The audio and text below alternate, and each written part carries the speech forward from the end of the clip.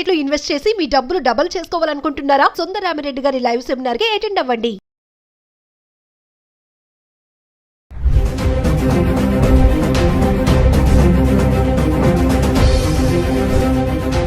Hi hello నమస్తే, welcome back to Suman TV. ప్రస్తుతం మనతో పాటు ఉన్నారు consumers affairs committee chairman Mandadi Krishna Reddy గారు. నమస్తే సార్. నమస్తే. సార్, అమెరికా ట్రంప్కి సంబంధించి మనం వీడియోలు చేస్తూనే ఉన్నాము.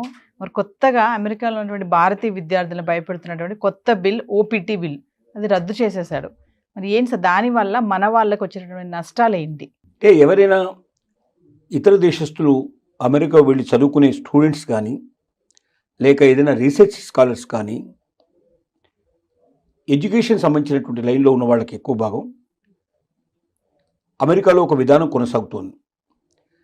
సపోజ్ వాళ్ళు ఏదో ఒకైనా వీసా తీసుకొని అక్కడికి వచ్చి ఎడ్యుకేషన్ కంటిన్యూ చేయడం కానీ, ఈ రీసెర్చ్ స్కాలర్ ఇట్లా కంప్లీట్ చేసినప్పుడు వాళ్ళకి ఇచ్చిన వీసా పీరియడ్ ఏదైతే ఉంటుందో 2 years 3 years ఎంత ఉంటుందో ఎడ్యుకేషన్ దానికి సంబంధించిన రీసెర్చ్ వరకు ఆ పీరియడ్ ఉంటుంది.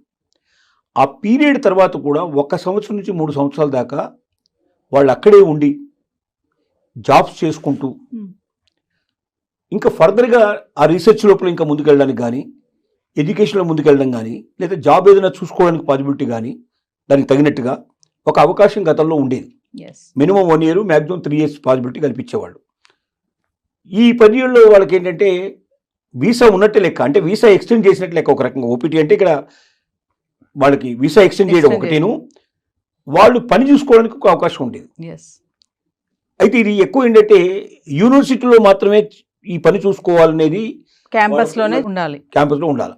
అది వారానికి 20 గంటలు మాత్రమే పని చేయాలనేది ఉంది, కండిషన్ ఉంది. అంతకన్నా ఎక్కువ పని చేస్తే అది నేరం కింద లెక్క. కానీ సహజంగా యూనివర్సిటీలో ఇంతమందికి జాబులు దొరకడం చాలా కష్టం. కాబట్టి ఏం చేస్తారు వీళ్ళు, యూనివర్సిటీలో కాకుండా బయటకు వెళ్ళి పనులు చూసుకుంటారు. 20 hours చేస్తే దానివల్ల లాభం లేదు కాబట్టి, ఎందుకంటే 20 hours అమెరికన్ సిస్టమ్ ప్రకారంగా చేస్తే, అంటే అమెరికన్స్కి ఎంత అయితే డబ్బులు ఇస్తారో అంత డబ్బులు మన ఇండియన్స్ కూడా ఇచ్చేటైతే 20 hours సరిపోతుంది. కానీ అమెరికన్స్కి ఇచ్చే దాంట్లో 1/4 1/3 మనకి ఇస్తారు కాబట్టి అది సరిపోదు. కాబట్టి ఏం చేస్తారంటే 20 గంటలు సరిపోదు కాబట్టి బయటకి ఎక్కువ గంటలు పనిచేస్తారు.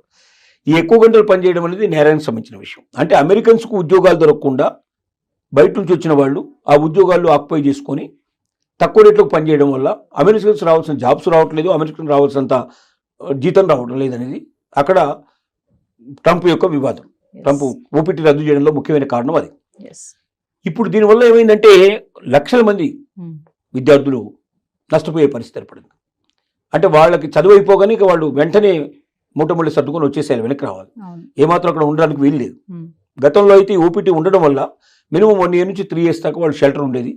ఆ 3 yearsలో వాళ్ళకి యూనివర్సిటీ లోపల కూడా పనిచేసుకునే అవకాశం ఉండేది, బయట కూడా పనిచేసుకునే పాసిబిలిటీస్ ఉండేది. వాళ్ళు మొత్తం మీద అంటే యూనివర్సిటీ అని ప్రతిబంధకం పెట్టినా కూడా చాలామంది ఎక్కడ చేస్తున్న స్టూడెంట్ వీసా ఉంది కదా ఇతనికి, ఎట్లాగైనా 3 ఏళ్ళు 2 ఏళ్ళు ఉంది కదా వీళ్ళు చెప్పిన ప్రకారం ఓపీటీ ప్రకారం, కానీ ఎవరు కూడా పోలీసు కానీ ఎవరు ఆబ్జెక్షన్ చెప్పేవాళ్ళు కాదు. ఇప్పుడు ట్రంప్ తీసుకుని నిర్ణయం వల్ల ఏమైందంటే లక్షలాది మంది విద్యార్థులు వాళ్ళ ఇండియాకు రావాల్సిన పరిస్థితి ఏర్పడింది. ఖచ్చితంగా రాకపోతే ఇంకో మార్గం లేదు. ఎందుకంటే వాళ్ళని 1 month లోపల వాళ్ళకి ఈరోజు ఓపీటీ రద్దు చేశారు, 1 month టైం ఇచ్చారు.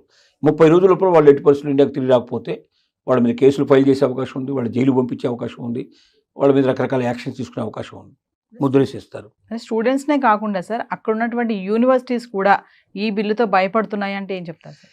ఎందుకు భయపడుతున్నాయంటే యూనివర్సిటీస్ ఎప్పుడు బాగా కలకలాడుతుంటాయి, స్టూడెంట్స్ ఉంటే బాగా కలపడతాయి. స్టూడెంట్స్ని బయటకు పంపించడం మొదలుపెట్టిన తర్వాత ఈ ఓపీటీ సిస్టమే లేకపోతే అసలు ఎవరు చదువుకోవడానికి రారు. ఎందుకంటే మా చదువు అయిపోయిన తర్వాత కూడా ఇంకా 1 year నుంచి 3 years అక్కడే ఉండొచ్చు, అమెరికాలో ఏదైనా మంచి ఉద్యోగం సంపాదించుకోవచ్చు, లేదా ఫర్దర్గా స్టడీస్ అయినా ఫర్దర్గా ఇంకేదైనా సరే మా జీవితాన్ని సెటిల్ చేసుకోవచ్చు అనే ఉద్దేశంతో వస్తున్నారు. నీకు నీ చదువు వరకు మాత్రమే కంప్లీట్ చేసుకుని పోవాలంటే అమెరికానే రావాల్సిన అవసరం లేదు. ఇండియాలో కూడా మంచి చదువు ఉంది మనకు, ఇండియాలో కూడా మంచి యూనివర్సిటీస్ ఉన్నాయి మనకు. ఇవి కాకుండా అమెరికా కన్నా చాలా తక్కువ ఖరీదు చేసేవి, తక్కువ ఖర్చు అయ్యేటువంటి అనేక దేశాల లోపల యూనివర్సిటీస్ ఉన్నాయి, ఇంకెక్కడికైనా వెళ్ళొచ్చు. అమెరికాలో పర్టికులర్గా ఎందుకు వస్తున్నారంటే అమెరికాలో పార్ట్ టైం జాబ్ చేసుకునే అవకాశం ఉంది, చదువుకునేటప్పుడు కూడా పార్ట్ టైం చేసుకోవచ్చు. అలాగే చదువు అయిపోయిన తర్వాత కూడా 1 year నుంచి 3 years ఇక్కడ ఉండొచ్చు. మనం ఈ లోపల మనం ఏదో ఒక ఉద్యోగం సంపాదించుకొని మనం పూర్తిగా సెటిల్ కావచ్చు 100% అనే ఉద్దేశంతో మాత్రమే అమెరికాకు వస్తున్నారు. ఇప్పుడు ఓపీటీ తొలగించిన తర్వాత ఇక అక్కడ ఉద్యోగాలు వస్తాయనేది కల్లా, అక్కడ వెయిటింగ్ పీరియడ్ లేదు. మరి అలాంటప్పుడు ఎందుకు వస్తారు? కొత్త విద్యార్థులు రారు, ఉన్న విద్యార్థులు వెళ్ళిపోతారు, కొత్త విద్యార్థులు రారు. మరి యూనివర్సిటీస్ ఏమైపోతాయి? నష్టాల బారిన పడిపోతాయి. చివరికి యూనివర్సిటీలు మూసుకోవాల్సిన పరిస్థితి ఏర్పడుతుంది. అందుకే యూనివర్సిటీస్ వణికిపోవడానికి కారణం అది, భయపడడానికి కారణం అదే మెయిన్గా. సరే, ట్రంప్ టార్గెట్ ఇప్పుడు స్టూడెంట్స్ అంటారా? ట్రంప్ టార్గెట్ స్టూడెంట్స్ అని కాదు. ట్రంప్ ఏం ఎలక్షన్లో ఏం వాగ్దానం చేశాడంటే, ఇక్కడ ఉన్న ప్రజలకి నేను ఉద్యోగం కల్పిస్తాను, భద్రత కల్పిస్తాను, ఆదాయాలు పెంచుతాను, ఒక అమెరికాని ప్రపంచ దేశాల్లో నెంబర్ 1 దేశంగా నేను చూపిస్తాను, అప్పులు మొత్తం కంప్లీట్గా తీర్చే ఏర్పాటు చేస్తాను, ఆదాయం పెరిగే ఏర్పాటు చేస్తాను, దేశ భవిష్యత్తే గతంలో ఎప్పుడూ లేనంతగా ఒక ఉన్నతమైన పరిస్థితి, ఒక గోల్డెన్ ఎరా తీసుకొస్తాను నేను అని వాగ్దానం చేశాడు. కాబట్టి మరి అలాంటి స్వర్ణయుగాన్ని తీసుకురావాలంటే ఎక్కడెక్కడ లోపాలు ఉన్నాయో చూడడం మొదలుపెట్టాడు. ఒకటి, ప్రభుత్వ రంగ సంస్థల్ని వీలైనంతవరకు క్లోజ్ చేయాలని డిసైడ్ చేసుకున్నాడు. ఎందుకంటే ప్రభుత్వ రంగ సంస్థల్లో అనవసరంగా ఖర్చే విపరీతంగా ఉంటుంది, కానీ దానివల్ల వచ్చే ప్రయోజనాలు పెద్దగా ఉండదు.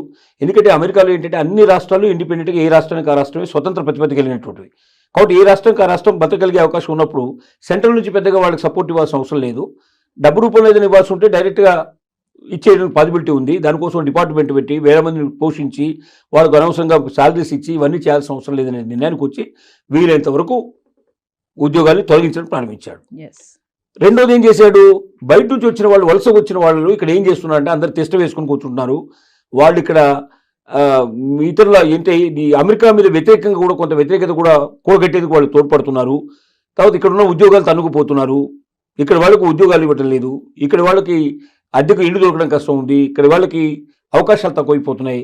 కాబట్టి బయట నుంచి వచ్చే వాళ్ళని ఎంత తగ్గించగలిగితే అంత అమెరికా సేఫ్గా ఉంటుంది, సురక్షితంగా ఉంటుందని అతను భావిస్తున్నాడు. సరే, ఏదేమైనా ఓపీటీ బిల్లు రద్దు చేయడం వల్ల మన స్టూడెంట్స్కి అయితే తీవ్రమైన నష్టమే అనుకోవచ్చు. 100% నష్టమే. విద్యార్థులంతా వెనక్కి రావాల్సిన పరిస్థితి ఏర్పడుతుంది. కొత్త విద్యార్థులు వెళ్ళాలంటే భయపడే పరిస్థితి ఏర్పడుతుంది.